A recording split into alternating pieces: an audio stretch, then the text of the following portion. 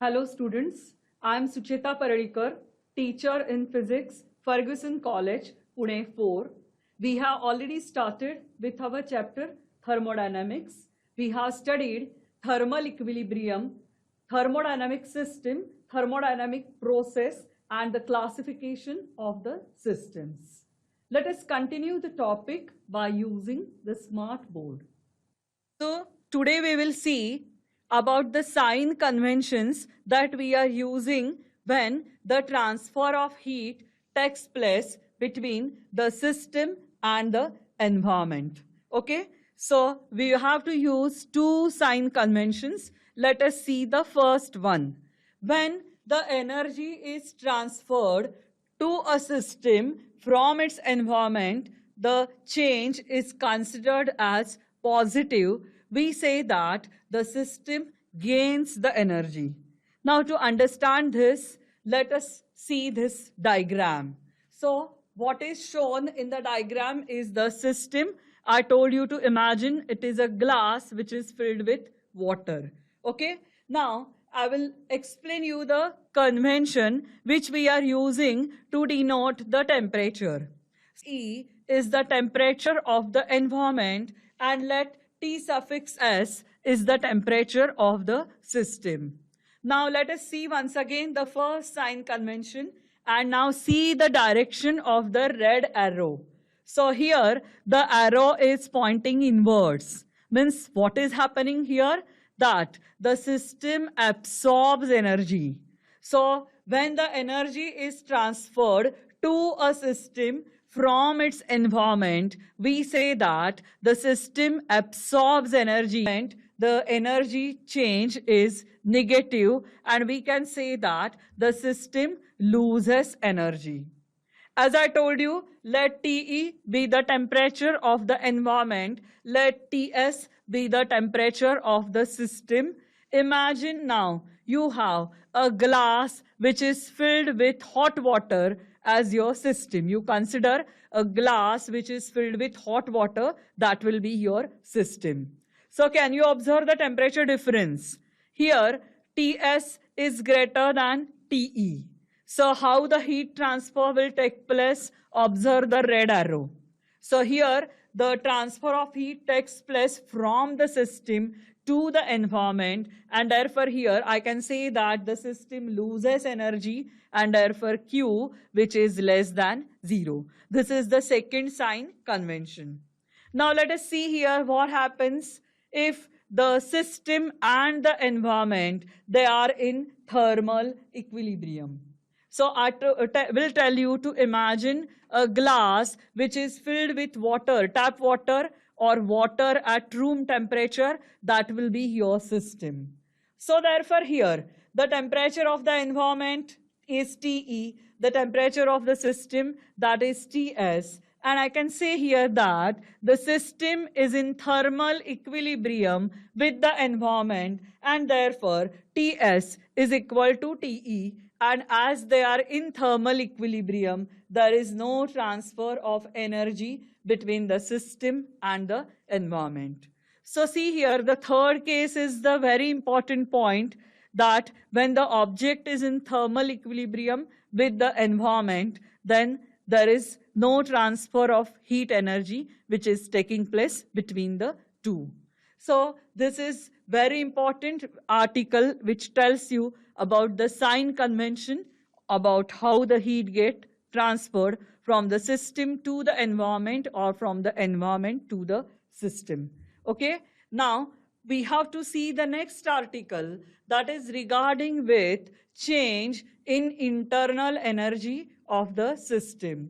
Already in the previous lecture, we have considered what is the meaning of internal energy. It is the energy associated with the random disordered molecules of the system, or it is the sum of all energy possessed by the molecules which are present in the system. Now today's article is change in internal energy. Now see here, change in internal energy of the system can be brought in two ways. The first method which I am explaining you just now, it is the direct heating method, and there is one more method, we will consider it later on. So see here, as you can see from the figure, now what to imagine as a system. Here you have to consider a cylinder which is filled with gas. And the property for the gas is ideal gas. Now what do you mean by ideal gas? The ideal gas is the one for which there is no intermolecular forces of attraction which is present. That gas will be the ideal gas which is filled in the cylinder.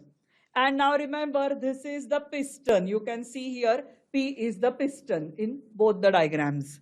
Now the peculiarity of the piston is the piston has to be frictionless, massless, and it should be light. Now what we are doing in this case, a gas is filled in a cylinder. Now suppose the initial temperature of the system is 100 degrees centigrade, and we are using a burner to heat the gas which is present in the cylinder. So here, can you compare the temperature of the system and the temperature of the environment? Here, as the environment temperature is more compared to the temperature of the system absorbs heat energy and the temperature of the system increases. Okay? Now, you remember one thing, or this is already taught to you in the previous topic, topic number 3, kinetic theory of gases, in which you know that internal energy of a system is directly proportional to the temperature. So here what is happening? We are heating the cylinder which is containing the gas with the help of a burner, which leads to rise in temperature from 100 degrees centigrade to 200 degrees centigrade. So can you tell me how the internal energy changes in this case? Here, the internal energy will increase, okay? Because the temperature of the system has increased from 100 degrees centigrade to 200 degrees centigrade. So here, the same convention we are using, temperature of the gas, let it be Ts, temperature of the surrounding, that it will be Te. And as there is a temperature difference between the source of heat, that is the environment, and the system, it will cause a flow of energy towards the gas in the cylinder. Okay? So therefore here the system absorbs heat because Ts is less than Te, and therefore in this case the internal energy of the system, remember, it increases in this case. Now the name of the article is change in internal energy. But it may be a different case. You imagine that instead of having a burner, I have a system which is a gas filled in a cylinder. The temperature is 100 degree. And now if I cool it, I will take an ice bath in which now I am keeping the hot cylinder. Then in that case, remember, it will happen that Ts will be greater than Te. Temperature of the system 100 degree. I'm keeping it in the ice bath which is at 0 degree. So if Ts is greater than Te, then remember in this case, the system loses heat energy to the surrounding, and therefore here in the second case, the internal energy of the system, it will decrease. So the title for today's article, it is the change in internal energy. Remember, if the temperature of the system changes, then the internal energy, it will also change, because internal energy is directly proportional to the temperature. Change in internal energy is directly proportional to the change in temperature. So see here, this is the first method, which is the method that is direct heating. Now let us consider the second method, change in internal energy of the system delta U by displacing the piston. So I told you to imagine the earlier diagram which is remaining same, that the system is a gas which is filled in a cylinder and the initial temperature, that is 100 degrees centigrade. Okay? Now what we are doing, slowly now we are displacing the piston inwards. So what is D? Small d here in this diagram, that is the displacement of the piston. Now if I if I move the piston inside, what will happen to the gas which is present in the cylinder?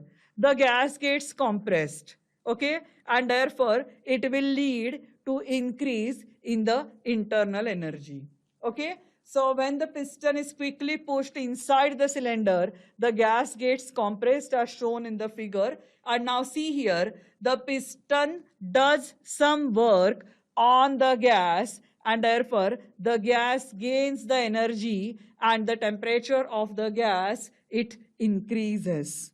Okay, so this is the method in which the internal energy of the system is changed by doing some work on it. Okay, now by studying both these methods, please remember here one convention which I would like to explain you, that when the internal energy is increases, okay, then remember here we are doing the work which is negative work because the gas is getting compressed, okay. And if work done is positive, if W is positive, then remember here the internal energy that will be negative, okay. It will be like that. Delta U, it will be negative when work done that is positive. So students, what you have to remember, the sign convention between the work done and the change in internal energy, it is just the opposite, okay. So after this, we have to consider again, once again, the important article for the topic thermodynamics, the basic law, which is called as the first law of thermodynamics. So the first law of thermodynamics gives the mathematical relation between the heat and the work. And now today we have to see about the sign convention when the work done is positive and when the work done that is negative. Once again, we will go back to our diagram that you have a gas, which is your system, enclosed in a cylinder, okay? And then now we are considering the motion of the piston. Now here, for the sake of simplicity to understand, imagine a single gas molecule is shown in the figure. Now, see the motion of the piston. So here, the first diagram tells you about the work done by the system. By the system means work done by the gas. Gas is your system. Understood? So it is work done by the gas. If you move the piston in the outward direction, or I am taking it out because the gas is going to expand in this case, and therefore remember this type of work is the positive work.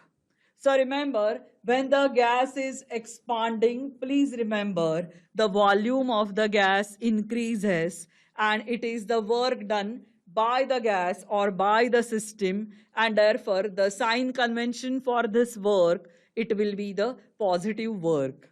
Now, as I told you earlier in the diagram, the single gas molecule is shown. So if I move the piston outward, remember the gas molecule will lose the momentum, and therefore we have to consider here this is the work done by the gas and it will be the positive work. Now let us see here the second case. It is work done on the system and the work that is the negative work. Now see how I am moving the piston. In the first diagram, the piston is moved in the outward direction. The gas is going to expand. Now what we have to do in the second diagram, I am moving the piston inwards. I am going to compress the gas. So it is work done on the system by the piston, and therefore the work done is negative. And now remember here in this case, when the gas is going to get compressed, please remember the volume of the gas decreases. Okay, and here what happens to the gas molecules? When I move the piston in inward direction, remember the molecules will strike the piston and they will gain the momentum.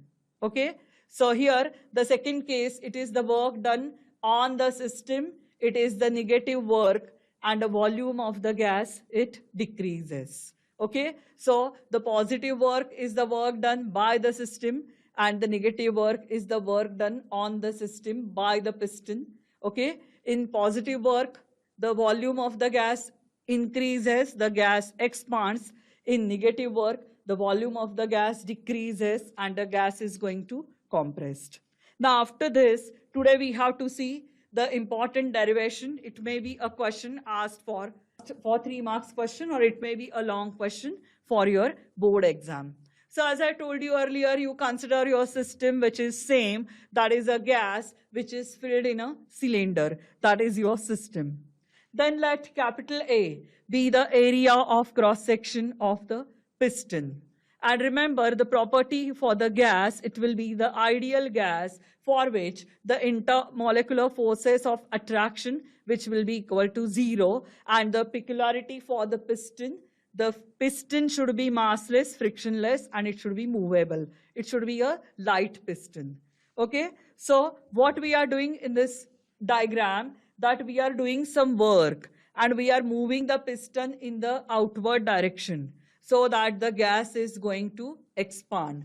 Work done by the system so that the work is positive and the gas is going to expand. Now see here, what is the formula for pressure P? Pressure is normal force acting per unit area. Okay, so therefore, can I write the formula for force? Force is equal to pressure into A. What is A? A is the area of cross section of the piston. And now, what is dx?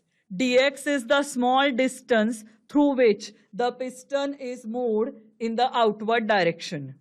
So therefore, students, you have studied a simple formula in school, work done, which is equal to force into displacement. That same formula today I am using. dW is the small amount of work that is done when the displacement of the piston, that is dx. So dW, which is F into dx.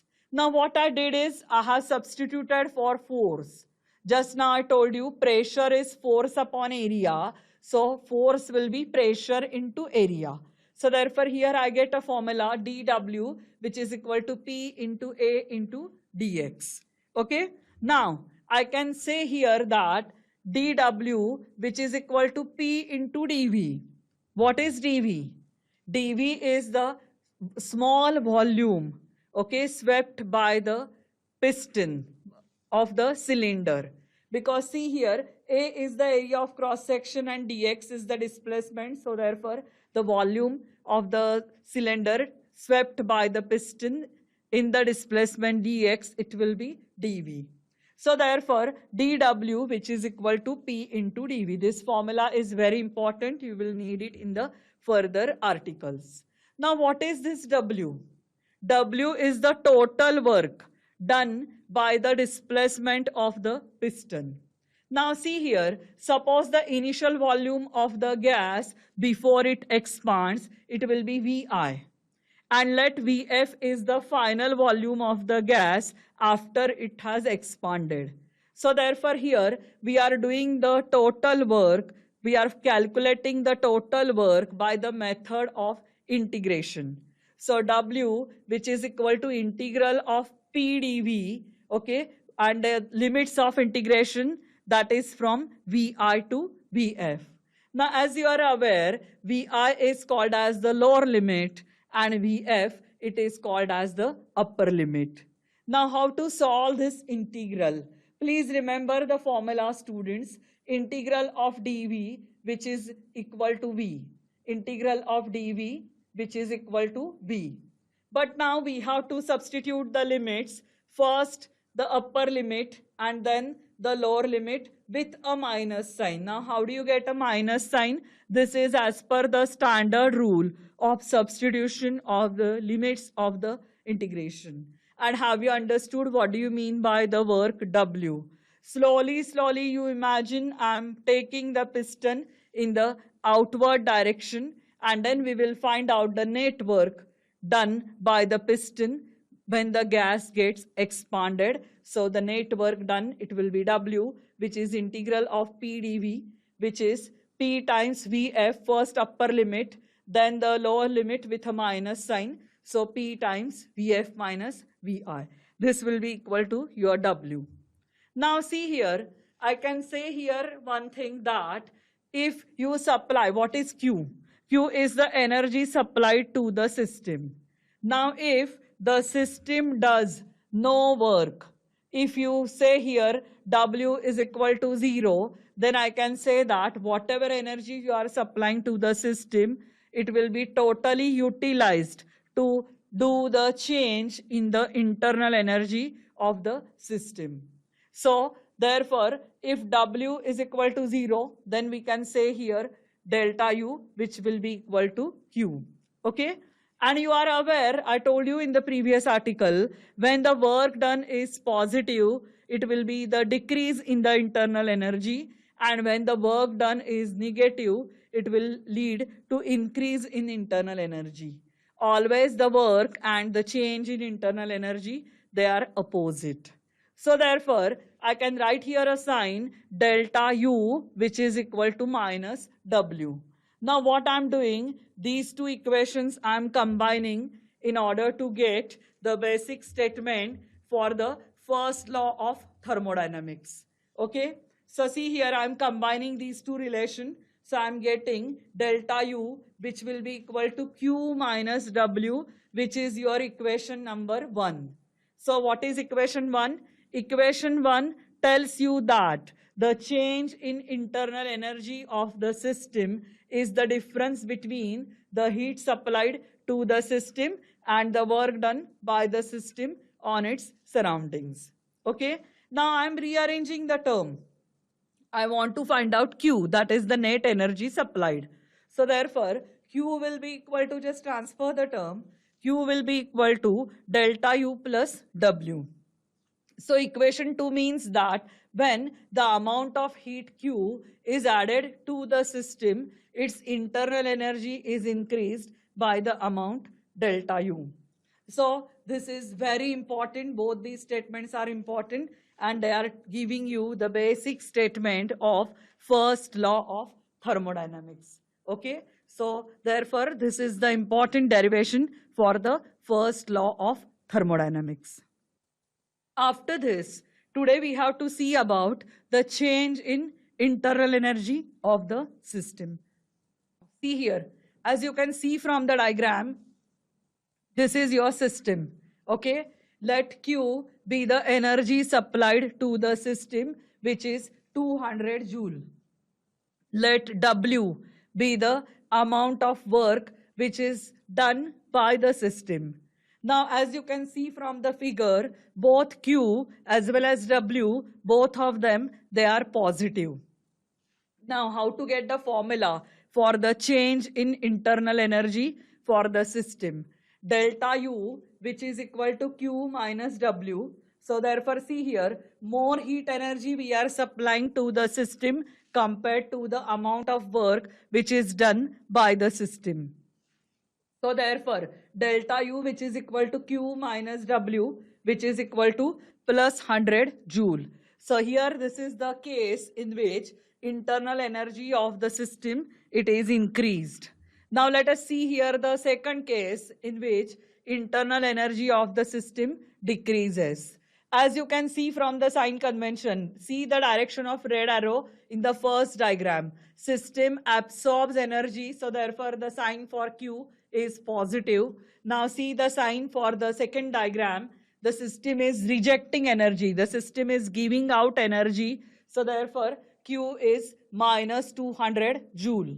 Now here W is also negative. Can you tell me where do you get a negative work? Now if it is work done on the system by the piston, then remember that work will be negative.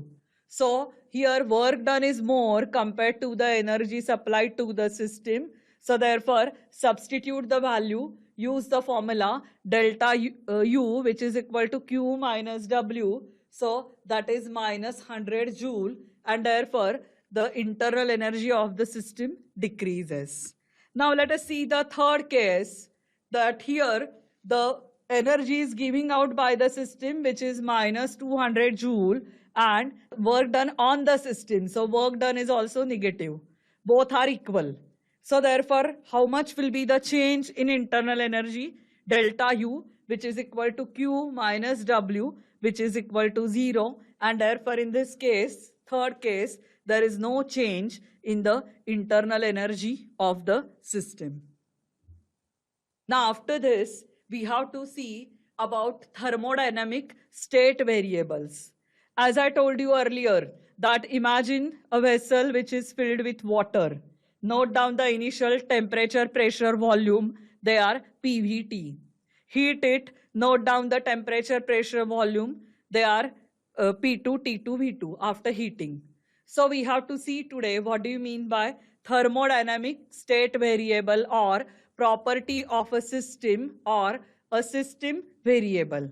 So it is any measurable or observable characteristic or property of a system when the system remains in equilibrium. So this property is also called as the state variable. What are the state variables? The pressure, volume, temperature, density, and mass of a system are some of the variables that are used to describe the system. Now, after this, we have to see what do you mean by intensive and extensive variables. Intensive variables do not depend on the size of the system, and external variables, they depend on the size of the system. So consider a system is in equilibrium. Let the system be divided into two equal compartments, each half with the original volume. We notice that the pressure P, the temperature T, and the density rho, they are remaining same. So these are the extensive variables. And the total mass M, the internal energy U of the system are equally divided into two compartments. They are extensive variables of the system. Hello students.